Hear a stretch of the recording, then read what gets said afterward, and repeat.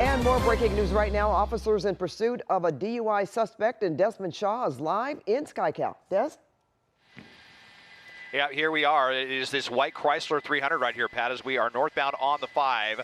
As we come through the 134, so it looks like we're going to be sticking with the northbound 5 here as we make our way through downtown Burbank. This was LAPD's Foothill Division, which is going to be considerably farther north from here. So it's unclear, anyway, why we heard it on Foothill, but we picked it up in the Silver Lake area, kind of on the first we heard about it was 5 at Los Feliz, and then it came down into the Silver Lake area via the southbound 2 in Alvarado, kind of went around there a little bit, came back on the freeway. So they're in tracking mode right now, which is why you don't see any authorities behind this. They notified CHP as well, and they have the LAPD helicopter overhead, so we'll see if CHP gets involved in this. Get an alleged DUI driver here up to 100 miles an hour northbound on the Golden State Freeway. Pat and Mike. Okay, well, that was my question. That's what they're driving now at those fast speeds, and could that be the reason that LAPD backed off of this one as far as following them on the ground right now? Pat, let me throw it to you. I got to do something with my signal here really quick. Okay. But I'll be back with you shortly. You got it. Okay, Mike Rogers at the desk. You know, what do you think here? Des just said they backed off. They're just tracking this, and I'm looking at these speeds. Well, our speedometer is sort of off. I would think it would have to be because now it was up to 116 miles per hour. But it is driving fast. It is driving very fast, Pat. And Desmond's going to reestablish the signal. It happens when we go across the Verdugos there. So that's what he's working on. We'll show you those live pictures here again in just a second once he reestablishes that. But you're very right, Pat. Because this is a DUI suspect, because this is not necessarily a person wanted for a particularly violent crime, LAPD put it into tracking mode. They backed out a little bit.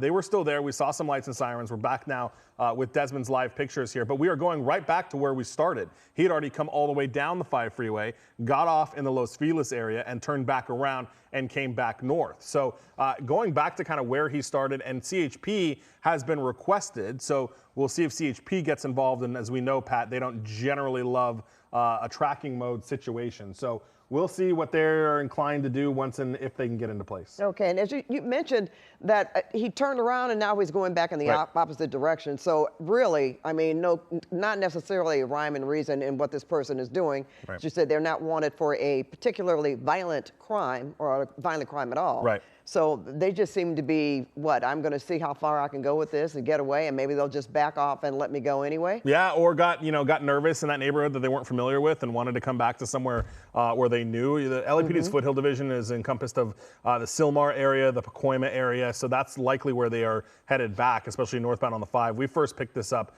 coming southbound on the 5. That's where we heard it and sent Desmond to. So maybe they just want to get back to a neighborhood that they're comfortable with, familiar with, looking to bail. Who knows? And as we know, Pat, we talk about all the time, a DUI, if someone's running like this for a DUI, there's probably something else going on. And they do have the plates. Yep. And we've not heard anything about it being stolen. Okay, so that's another something that's working in law enforcement's right in their factor. They know who the registered owner is. In case they think this is merely a DUI and they happen to just back off altogether, they can always show up, can't they? Right, at the home, It's not what anybody wants. And I think, I don't know, and then Des, oh, there he is, came up. So we're off the freeway now on Hollywood Way, which is just going to be right near Burbank Airport is the area that we're in right now. Oh, he's turned on a very a dark street. You said near the airport, industrial, obviously. Okay, well, this may be familiar. This may be the familiar place that you're talking about, Mike. Right. The possibility that this person has actually come back to where they came from and is familiar with this area. And boy, is it dark down there. It is really dark. So the LAPD helicopter is still in the air tracking this, and we don't want Desmond to zoom out because we don't want to lose the car, especially when there's no light on it. I can hear Des now. Yeah, through an alley. Des, do you just out the window? Do you see any LAPD? I'm looking out the window here. Not at the moment, but boy, in this alley, driving pretty fast. Yeah. Really, they're really going 60 miles an hour down this tiny alley right here. Really, really crazy.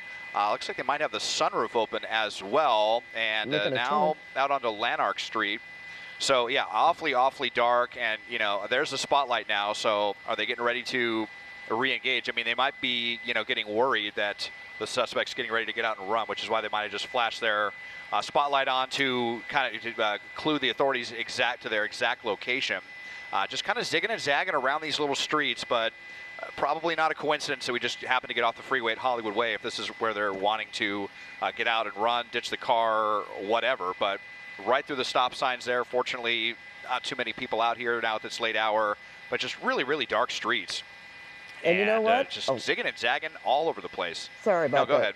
You know, Des, I was going to say, and this is almost like a playbook when they make these kinds of moves. Sometimes they realize that they don't have law enforcement right behind them, so they can ditch the car, possibly really close, make a run for it because they don't see anybody right behind them. But with that, makes sense when you said that they shone the light on them. That could be telling law enforcement where this driver is, unless they're not listening to you, Des. You know.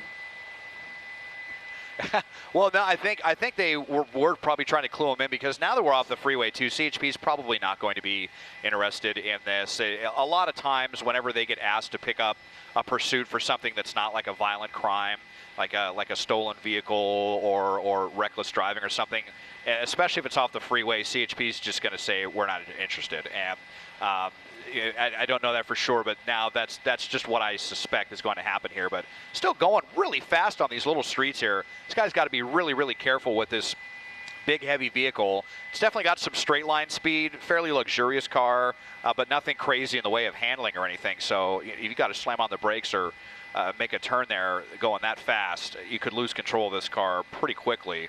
But just circling around the same area, though, Arcola Avenue, San Fernando Road, right on the edge here of Sun Valley, as the suspect gets ready to go right underneath us here. But so we'll see if LAPD is going to be the ones to re-engage if they're still interested in this. I'm still hearing the helicopter talk about it.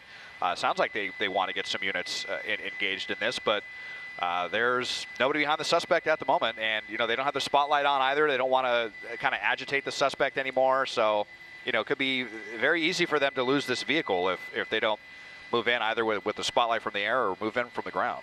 And you haven't seen anything, obviously, recently with them, no one behind this vehicle. So that would be the only way they could keep track of them, is with the helicopter overhead and, of course, your helicopter. Okay. Oh. Are they putting on those brake lights? There we go. There we go. Out and running. All right, yep. So that's the playbook. Okay, out, and There's that's the light. So off of, yeah, so now they got the light on, because now they definitely want to move the authorities in. And there we do see, it looks like LAPD out and across the street. A lot of trees out here. There's another unit, though. You see how the air unit was coordinating officers there on multiple streets very well. Now running into the yard here, it's going to be really difficult to see this as they get ready to surround this home off of DeGarmo Avenue and Lawrence Street in Sun Valley.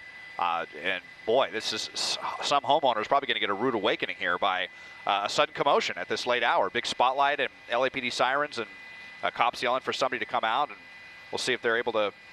I think I just heard him say he's complying, so we'll see if we can come around to the other side. They might have him on the ground. Oh, that's good. And I was hoping that whoever they are, the homeowner has their doors and windows locked. It's cold outside tonight, though, so they probably wouldn't have a window open. But we see a number of officers moving in, Des. Okay. Yeah, I think they're going to have control of this situation right here. Just, of course, ended up going to the side of the house. It takes us the longest to get around here, so bear with us. But we should see the suspect in handcuffs here shortly. Lots of inconveniently placed trees in Los Angeles. Yep. Well, he was running better than he was driving. DeGarmo that's and Lauren. true. But he was running almost as fast as he was driving, because he was pretty quick getting out of that vehicle. And I do have to say, this is one of the times where we don't often necessarily see tracking mode work so well. Those officers were still very much in place to be able to jump in as soon as this guy got out and ran. How do you think that happened, guys? Do you think they just knew that like with the chopper overhead they were going to stick around? Maybe out of sight, but still in the area? Yeah, I think it also helps that the guy was going in circles. He wasn't really leaving the neighborhood very much. Right. So that gave those officers, he wasn't doing 120 miles an hour away from him. They were able to kind of saturate the area a little bit. And look at that, you already got a whole team of officers getting ready to move in here. Yeah. Quite a bit. Yeah, really good coordination from officers on this one here. They just call the code 4 all clear, so they're in handcuffs down there somewhere in the darkness under the trees. Don't have them at the moment here, but sounds like this one is finished. Well, that's one way to get over a hangover for driving under the influence suspect. All right, thank you so much, Desmond.